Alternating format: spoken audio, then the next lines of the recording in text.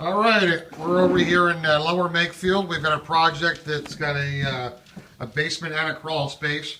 I'm going to try to get you a shot over here that, a lot of people don't think they have water in the block or underneath the foundation, but we already got this trenched out.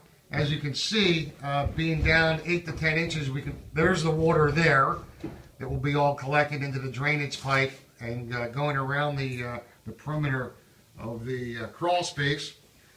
If we've got a lot of the block already, the weak holes are in the block, already prepped for the stone to be coming, and just pan around a little bit, just to show you how difficult sometimes it is to work in a confined area down in the crawl space. You may only have 3 or 4 feet, so a lot of times you're on your knees, your bellies.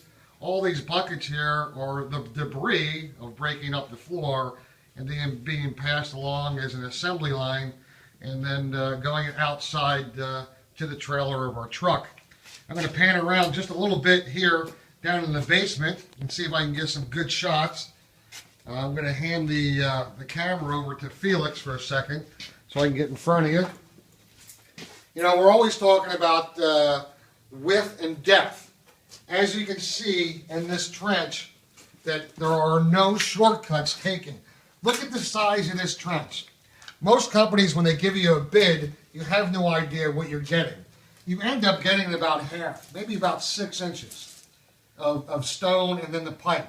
More of the stone will allow more water to get into the pipe, more water to the pipe, a drier basement.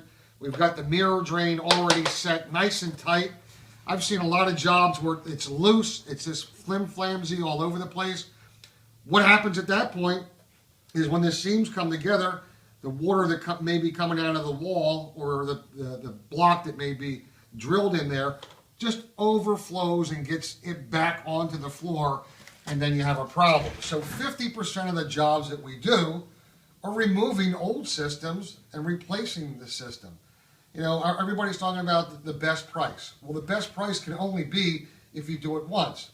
Imagine getting a price from a company that would charge you $4,500, $5,000, just throwing a number out there. And you think you've got it solved. The crew worked really hard. They reconcreted everything, and 4 or 5 years down the road, it starts to leak again. Then what do? You go back, you try to find the company.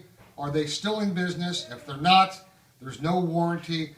Then you're calling a company like us, Premier, coming out to do it the second time. Well, if you add the first cost and then the second cost, obviously the better price would have been calling us first. So we're going to take a walk around the project here and show you that this trench is continuously in size of about almost 20 inches wide. We've got the sump pit already hooked up, but we have a temporary motor in here just by pulling water out because we were down to a depth. We're going to come around the full perimeter here and show you how those buckets that we saw all over in the crawl space are all being launched back out here in the window.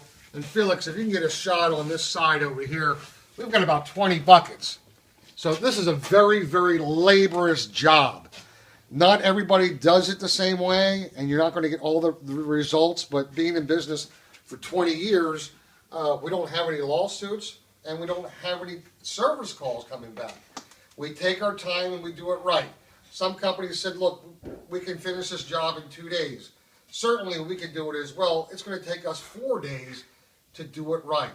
Again, imagine taking out almost 10,000 pounds of concrete, taking it out the window, bringing in about 10,000 pounds of stone, and then reconcreting the floor. Very laborious. As you can see around the floor, everything is clean. Every day we're prepping and cleaning up.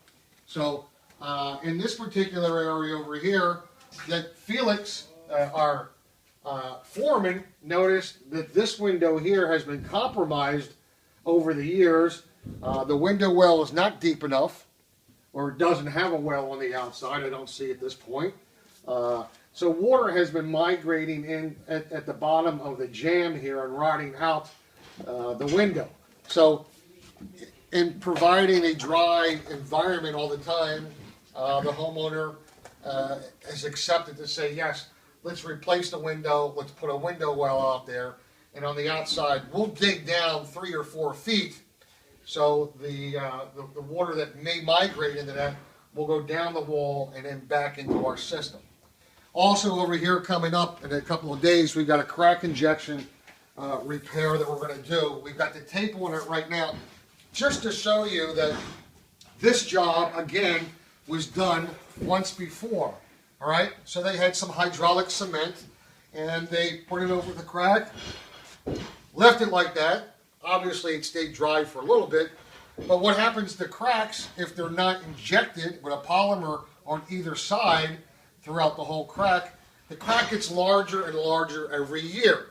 The freeze-thaw period, the ground freezing and contraction, makes the wall move. So concrete does not bond on top of concrete. Never come on top of concrete with hydraulic cement. It has to be done the proper way. It's going to be an injection. We have one other location like that that's over here.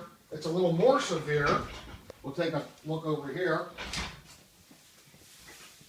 That you can see that this wall here, behind it is the crawl space. Look at the damage that has been done over the years. Again, they had the hydraulic cement over here, and you can see the discoloration, more cement, just trying to dam it over and over and over again. Again, this is going to be a polymer crack injection, and we'll put that on the video when we're done. And that's about it.